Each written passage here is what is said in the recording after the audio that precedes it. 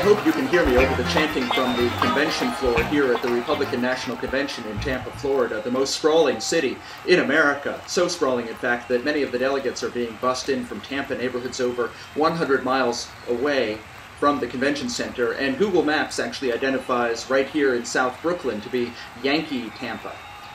Are the Republicans exploring the idea this year that paradise is loss?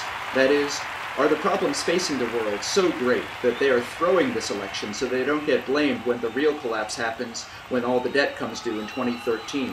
Conventional progressive wisdom says the Republican agenda is so inhumane that there's no way they can make themselves appear as anything but total maniacs. But I'm thinking they are being extra maniacal this year because they want to lose. It's not that they don't have game. That strategy is reserved strictly for the Democrats. They have the most devious game ever. Most analysts say that Romney is really trying to win this election, but I'm not convinced. There are plenty of people who identify as pro-rape or pro-gun or pro-unemployment or pro-private prisons staffed by impoverished grandparents and filled with offshore banking whistleblowers, immigrants, and falsely accused grandchildren of the guards.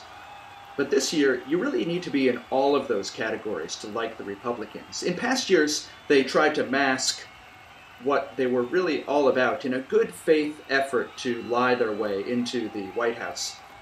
And voting for the Republicans used to be simply being duped into voting against your self-interests. But this year, a vote for the Republicans feels like professing your love for someone who's like, whoa, I thought we were just friends, this whole president thing. And now they've scheduled their convention for this week, historically the most active hurricane season, the most active week of hurricane season, for Tampa, Florida, a city built at sea level that's been hit by more hurricanes than any other metropolis. What New York is to perverts and heathens, Tampa is to hurricanes and mandatory evacuations. Either the Republicans want their convention to literally float away into the Gulf and create the worst environmental disaster since British Petroleum, who, by the way, has donated about $200,000 to this election so far. Either they want to further ruin their chances in November, or they're so convinced climate change is a hoax that they're willing to drown in their own ignorance. The latest models from the National Weather Service indicate that Hurricane Isaac is headed right for Tampa.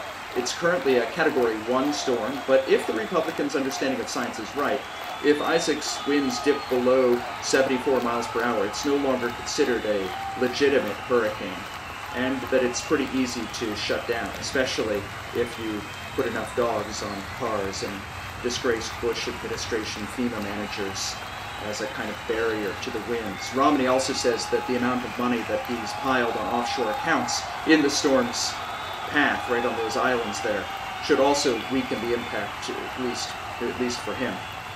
In the meantime, here in New York City, we can expect delightful late summer sinning weather. Friday, it'll be sunny, a high of 88 degrees, low of 70. Saturday and Sunday, a slight chance of showers both days, high of 80, low of 70. And Monday, the forecast for the back to the acute awareness of your unemployment, it'll be sunny, high of 80 and low of 70. That's it for now. Remember to set your clocks back this weekend. Farewell.